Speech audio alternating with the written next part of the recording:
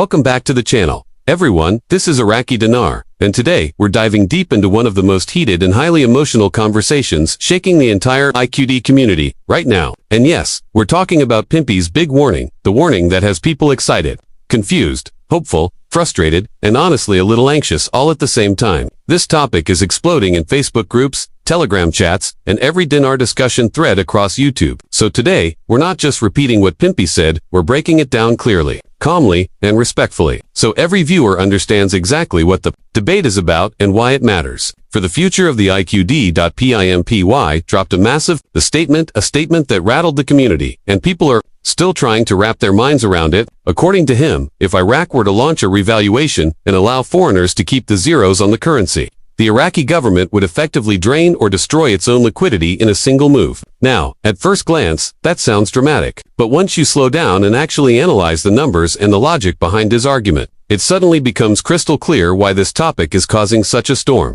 Let's start with the basics. Liquidity isn't just a fancy financial term, it's the oxygen of a country's economy. It's what keeps banks functioning, keeps the government paying salaries, keeps imports flowing, and keeps private businesses alive. Without liquidity, an economy Iraq knows this. The central bank knows this. Investors know this. So when Pimpy says Iraq would collapse its own liquidity by paying foreign holders full face value on heady nomination notes, he's pointing to a very real, very serious issue.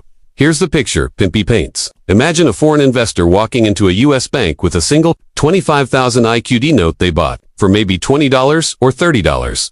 Now imagine Iraq suddenly revalues to something like $3.22, a number that gets thrown around often in dinar communities. That one note becomes worth over $75,000 USD. Now multiply that by millions and millions of notes held around the world. The payout becomes so massive that even Iraq's growing reserves, roughly $100 billion plus, wouldn't stand a chance. Within days, Iraq's financial foundation could crumble, and Pimpy argues that this simple math alone makes it impossible for Iraq to keep the zeros outside while deleting them inside.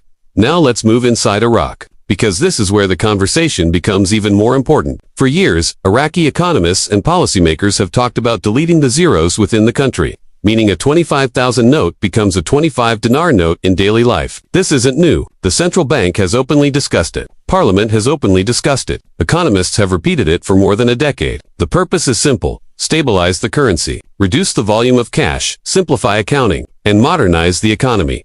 But here's the part most people misunderstand. The deletion of zeros is a domestic monetary reform, not an international jackpot. Inside Iraq, deleting the zeros helps the government control inflation, manage liquidity, and prevent sudden shocks to the banking system. Outside Iraq, however, keeping the zeros would mean paying foreigners enormous sums of money the government cannot possibly afford. And that, Pimpy says, is the heart of the issue. Think about the imbalance that would create. People outside Iraq would become millionaires instantly, while people living inside the country, people who work, pay taxes, and support the economy, would see their currency shrink in face value. That kind of imbalance can break public trust, fuel protests, and cause major political instability. And Iraq, right now, cannot afford that kind of chaos. Not after decades of war, corruption, budget delays, currency smuggling, dollar shortages, and political pressure from every direction. The Central Bank of Iraq has spent years rebuilding stability, boosting reserves, cleaning up the banking system, and pushing digital reforms. They are moving slow and steady, not fast and reckless. Pimpy's warning isn't just about the zeros, it's about Iraq's fear of losing control. A liquidity shock is dangerous because it creates a chain reaction. Banks freeze withdrawals. The government struggles to pay salaries. Investors panic. The currency weakens. Inflation spikes. Foreign companies pull out. Contracts collapse. And once that chain reaction starts, it's almost impossible to stop. Iraq has already experienced this kind of crisis more than once, and they are terrified of repeating it.